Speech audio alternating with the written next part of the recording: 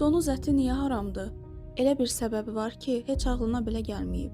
Donuz öz nəcisini belə yeyir. Həzm sistemi zəifdir. Yediyi hər zibil bədənində yığılır və sən onun ətini yeyəndə qalanını sən təxmin elə. 40 dəqiqəyə çürüyür.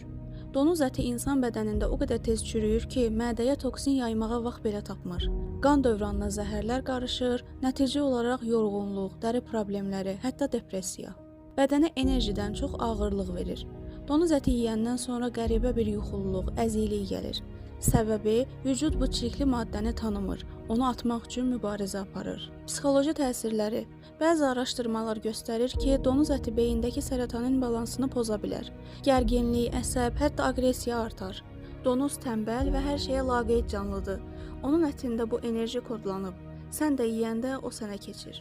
Təbiətə bax, vəhşi heyvanlar da donuz ətindən uzaq qalır. Aslan, şir, bəbir, heç biri vəhşi donuzu asanlıqla yemir. Onlar instinktiv olaraq bilir ki, bu ət təmiz deyil. Donuz bəşər tarixində təmizlikdən uzaq bir heyvan kimi simvollaşdırılır. Bəs niyə?